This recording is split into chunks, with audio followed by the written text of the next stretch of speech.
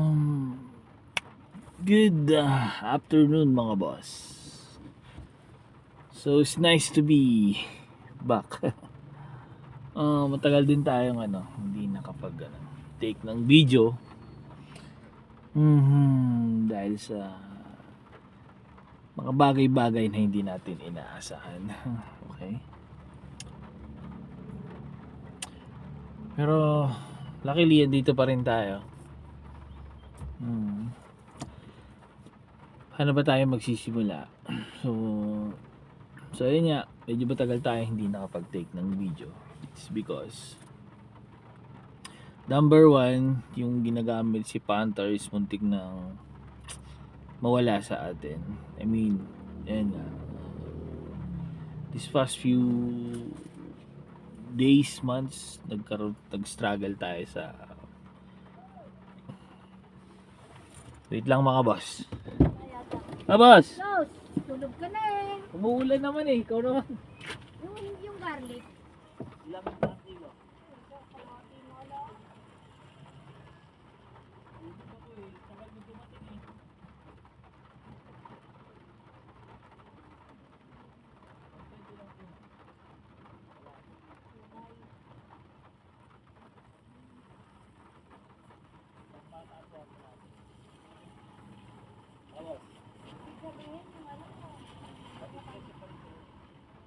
Sabihin ito pang makata.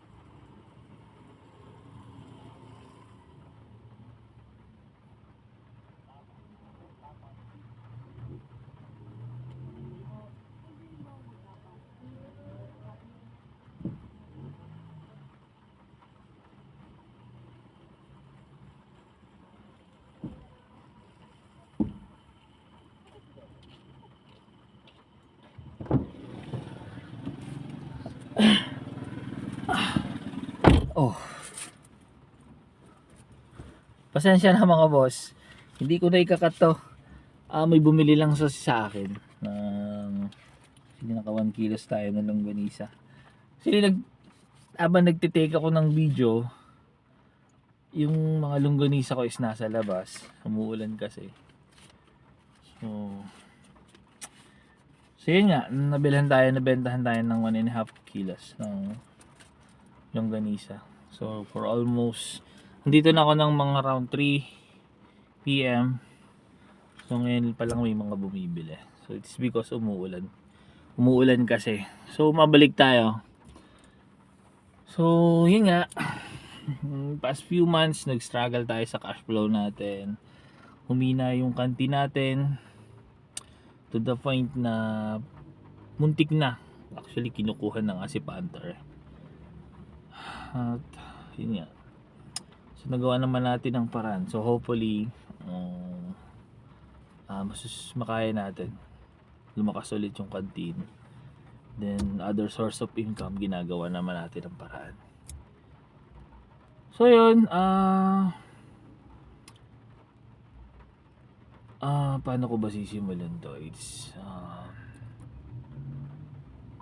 yun din, kasabay nung pag-struggle ko na yun, isang mahal ko sa buhay ang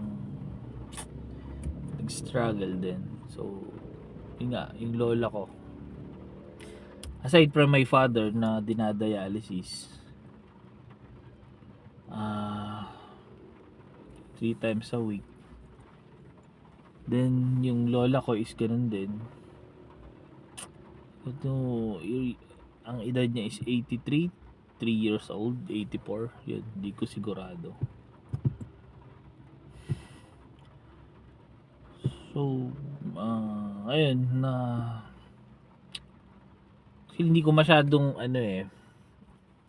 kung paano iba-vlog to.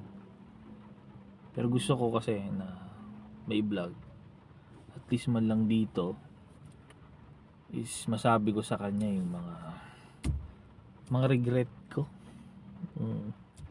Kasi ganun pala yun busy ako sa buhay pamilyado. Sa buhay ko dito, yun nga, pamilyado tayo, nag-struggle tayo.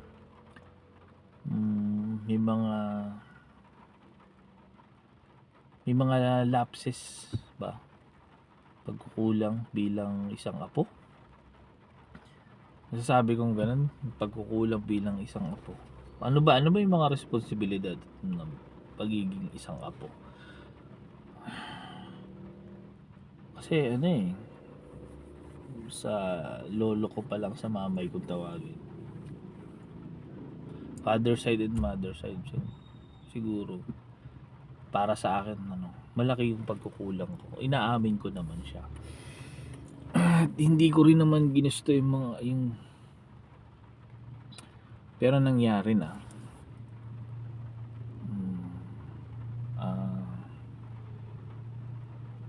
Hindi ko alam na ganun pala yung pinagdadaanan ni lola. Nare-regret ko na wala ako sa tabi niya nung time na siguro is malapit na talaga siyang umalis, malapit na siyang pumunta ng langit.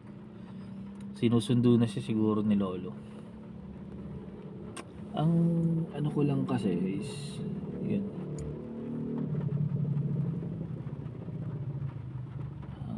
malaki yung pagkukulang ko bilang isang apo, at yun yung inihingi ko sa kanya ng sorry sa kanya. Kung nasaan man siya ngayon, for sure nasa heaven naman siya, kasama niya si lolo. Gusto kong mingi ng tawad. Ang pagiging isang hindi mabuting apo, yun siguro yung tawag sa akin.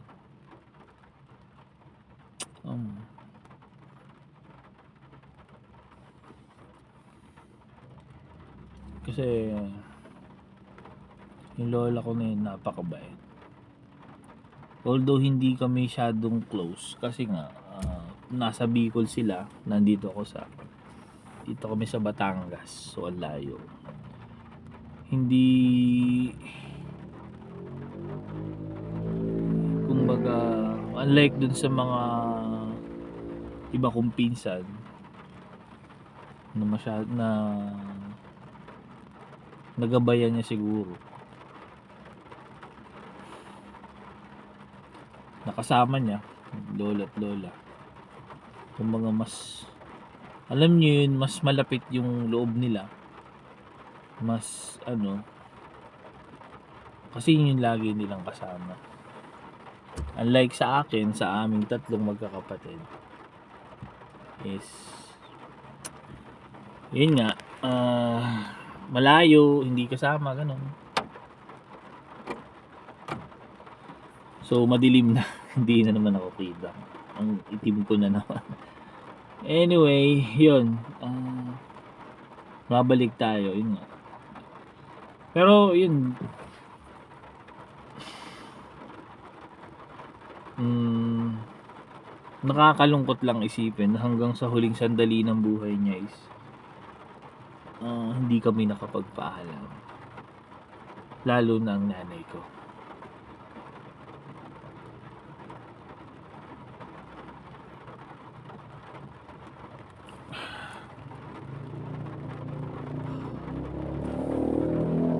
Wala yung nanay ko sa tabi niya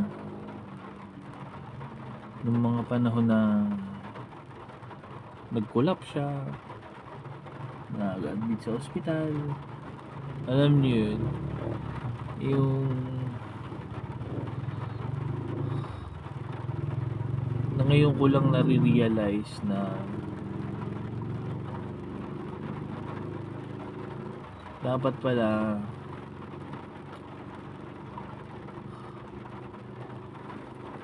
kasamahan ko agad yung nanay ko, mother ko, pumunta ng Bicol para at least sa mga huling sandali ng buhay ng nanay ko, ng lola ko, is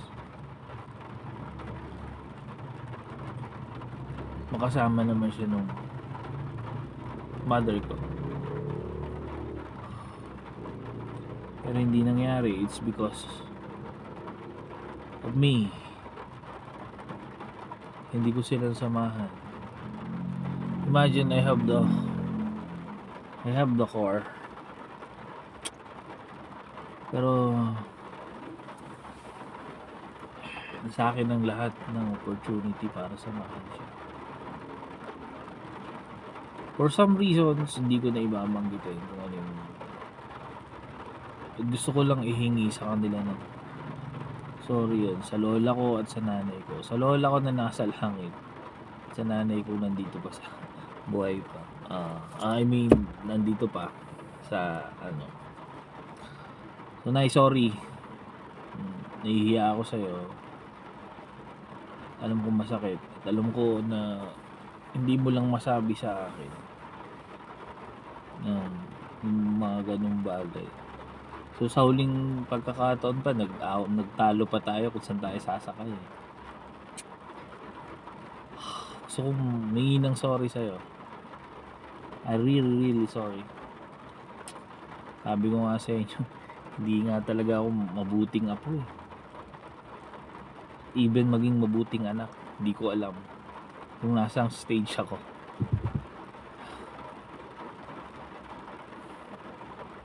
So makwento ko lang yung sa lola, even hindi kami masyado talagang close. At ang close niya is yung mga sa akin yun, sa akin, for me, yung mga nakasama niyang apo. Hindi ko alam kung ako ang panganay na apo niya eh. Ang naaalala ko lang sa kanya nung malakas pa siya. So malakas pa talaga. Excited kami darating ng bakasyon. So excited kami magkakapatid na pumunta mag bakasyon sa kanila sa Bicol. Kasi doon, alam niyo na, bata, wala kaming iisipin magkakapatid kundi maglaro lang ng maglaro, maglangoy, maligo, sumakay sa kalabaw, ano pa, sumakay sa kareta, yung kariton na hinihila ng kalabaw. Yun. To the point na kahit wala kaming pamasahe, pinapadalhan siguro kami, binibigyan kami ng pamasahe papunta sa kanila. Makapunta lang doon. Nung malalakas pa sila, nung mga bata pa kami. Pero nung ayun, pagpunta namin doon, wala kaming iintindihin.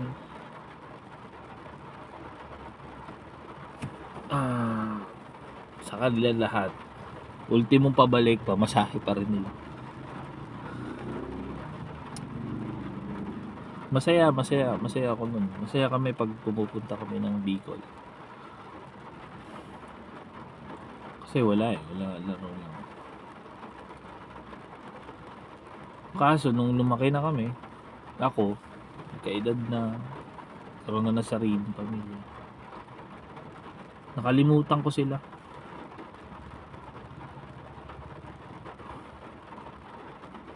Nakalimutan kong bumisita. Nakalimutan pumunta. Pag birthday, may okasyon sa kanila, absent ang pamilya ko. Absent kami. Ako lalo na. Sabi nga nila, wala na yung isang bagay dun mo lang marirealize na yung isang parte ng buhay mo ay kahit anong gawin mo ngayon, hindi mo na maibabalik. Magsisi man ako, tumangis man ako ngayon, wala na. Hindi niya na makikita yon, hindi niya na mararamdaman. So regret, sisisi.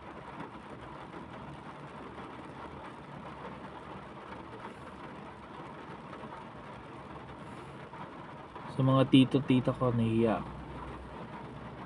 Actually, nung pumunta kami sa Burol ni Lola,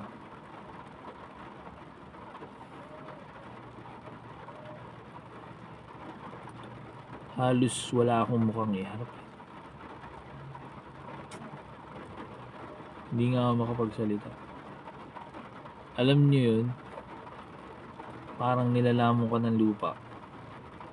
Apoy na nagtungtong ka.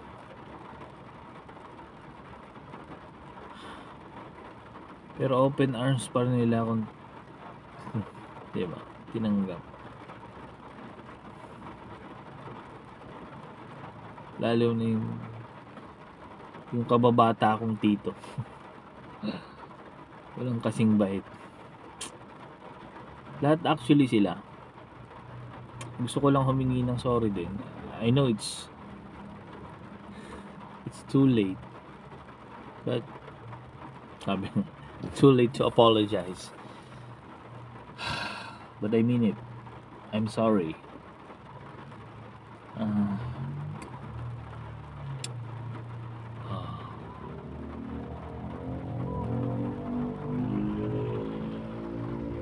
Kaya hindi ako masyado nakakapagsalita nung dumating doon.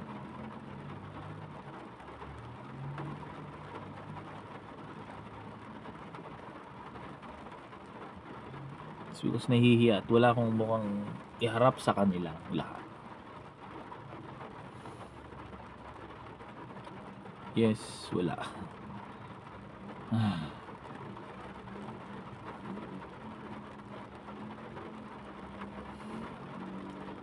Hindi ako makaiyak. Hindi ako makatangis sa malalim na Tagalog. Kasi wala akong karapatan. Wala na yung lola namin. Wala na yung lola ko. Kasi nung time na kailangan niya kami, na ako, mga apo niya, na kumpleto siguro dapat. Missing in action ako. Pati sa lolo. Wala. Wala akong kwentang apo eh.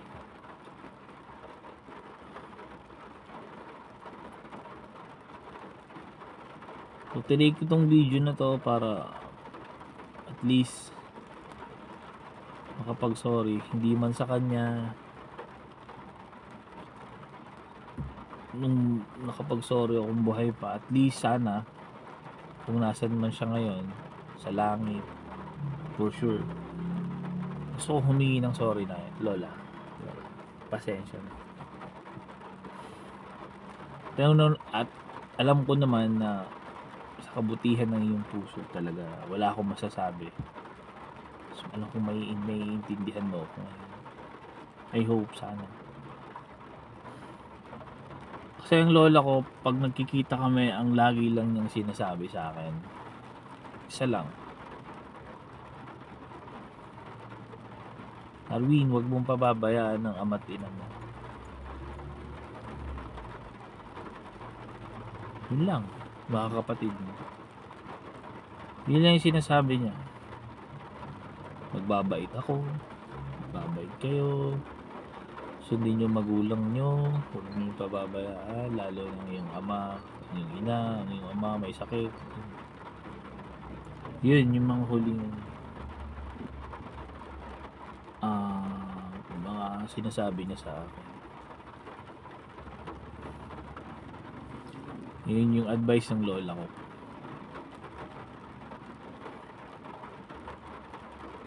So, lola ko, alam ko naman nandiyan ka na sa langit. Kasama mo si lolo. Tawag namin kasi sa kanya is Nanay Aba and then Mamay Bicol. Gusto kong maalala yung mga nung malakas ka ba. Hindi yung nakikita ko sa video ngayon na dala ng yung katandaan, sabihin na ka. Gusto kong maalala ka nung time na malakas ka, healthy katawan, naglalaba sa Bicol, sa ilog, sunong-sunong yung batya. Doon kita inaalala. Ay, sana masaya ka na dyan. Sana kapiling mo na si lolo, si mama Bicol.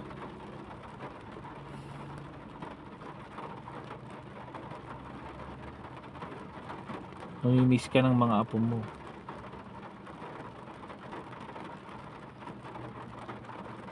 Ako mamimiss kita. Pero siguro hindi kasing miss ng mga apo mo na nakasama. Pero alam ko, sarili ko, mamimiss kita. Kasi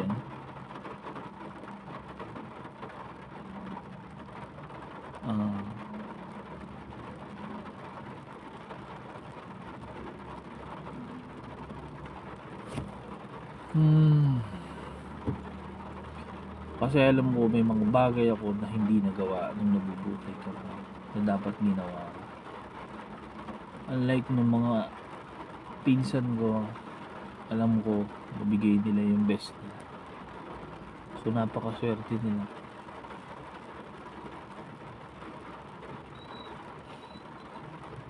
Sana hindi pa huli ang lahat. Sana at least makabawi man lang ako. Hindi man sa'yo, at least doon sa mga naiwan mo doon sa Bicol. Sana. So i-upload kong video na to para lang to doon sa para lang masabi ko na humihingi talaga ako ng sorry.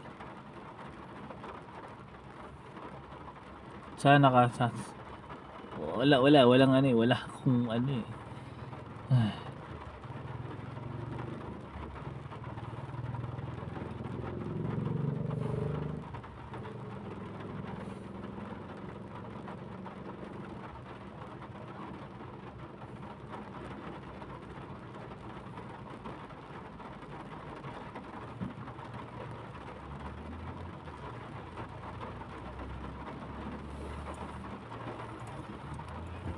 So yun lang mga boss.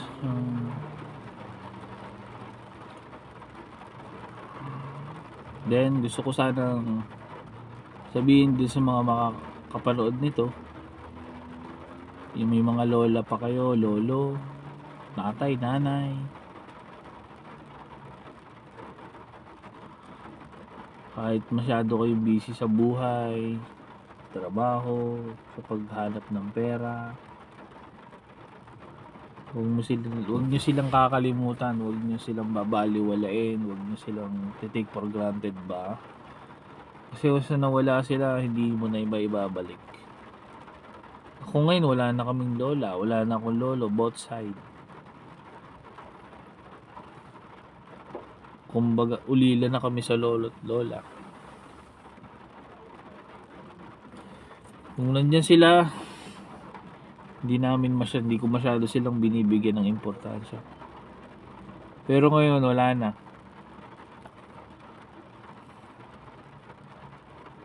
So sana din sa mga kakapanood ngayon dito, mahalin niyo yung lolo't lola niyo. Pakita niyo, paramdam niyo sa kanila na kung gaano niyo sila kamahal. Sa mga nanay at tatay niyo, ganoon din.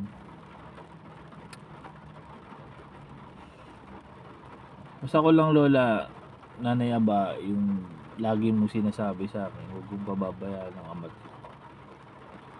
Siguro, doon na lang ako babago. Itatry ko na gawin yung mga bagay na hindi ko mga nagawa dati. Sana lang maging malakas pa ako para gawin yung mga bagay na yun, no? So yun lang, gusto ko lang magpaalam sa lola. Mahal ka ng walang kwenta mo nga po. Hindi ko lang talaga naparamdam, pasensya ka. Pero I know, alam ko naman na masaya ka na ngayon. Ginagabayan mo pa rin ka. Salamat po. Salamat lola. Sa mga bagay na binigay mo, hindi man sa akin, pero sa magulang ko, maraming salamat. At hanggang sa muling pagkikita lola, alam ko naman magkikita tayo. Hindi pa lang hugbo na sana ngayon. Pero alam ko,